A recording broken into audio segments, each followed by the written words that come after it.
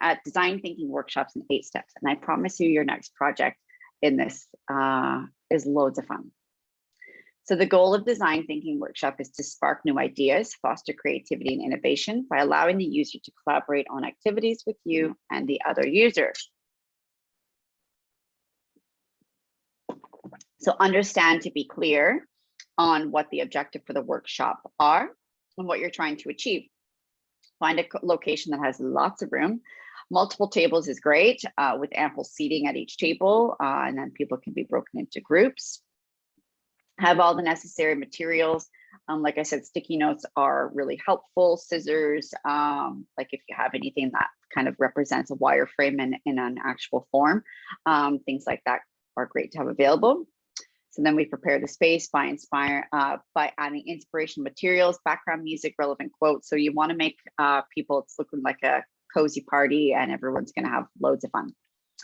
Have a timeline set for all the workshop by hour, step, and activity, and then potentially have a gift for a participating winner at the end, or for the prize winner at the end. This doesn't have to be an actual thing that you will go and buy. This can be, I will cut the lawn, I will make dinner tonight, I will, etc. Or that winner, yeah, you'll do that favor for that winner.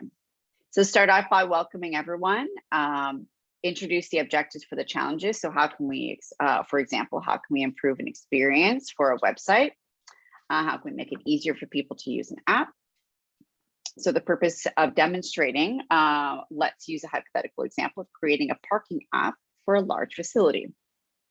Offering introduction design thinking for anyone who isn't sure what it is. So adding an icebreaker in there is really great too. So an important part of working in groups is getting to know each other and get everyone at ease with each other. So an icebreaker activity helps with that. A nice little way to break the ice. You can click that link and that can give you some fun ideas.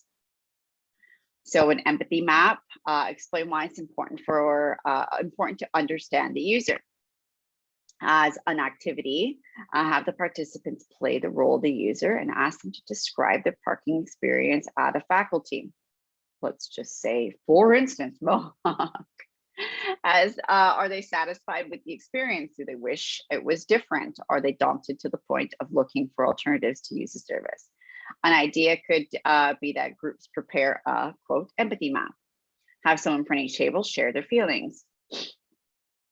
And then we define the problem. So define the problem stage of the process. So have each group create a short statement that describes what they need from the parking service. I'm a student, for example, I'm a student. I need to be able to park at odd times of the day and easily according to my schedule. Or I'm an employee and I park for long periods of time every day and I'm really struggling with the cost. So have each group generate how might we question from the statement, how might we provide a service that is easy to use and is affordable? So then we have our ideation. So explain the ideation stage and what the participants will be doing. So in a sketch or sentences, have each group come up with ideas to solve the user's problems. How do we solve parking for a long period of time? How do we solve being able to park at random points of the day? So use Post-it notes and have each group create a journey map that includes the steps required in the app, the goals for each step and the potential pain points along the way. Have each group share their user journey. Then we prototype. So describe what prototyping is and how they will create their prototype within each group. Have each group create screens of the parking app. So say provided phone wireframe. So those are just, essentially a piece of paper. Have each group create screens from that. Oh, I read that already. Have each group post their solutions on the wall and explain how their app solution works. And then yourself or potentially a few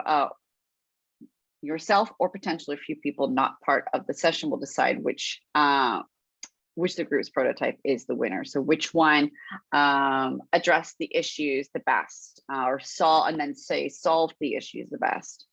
And then we summarize. So explain what happens after this stage of the UX process. And then we ask participants to reflect on the experience, ask them what they learned. And obviously we say thank you oh so very much for being here and doing this.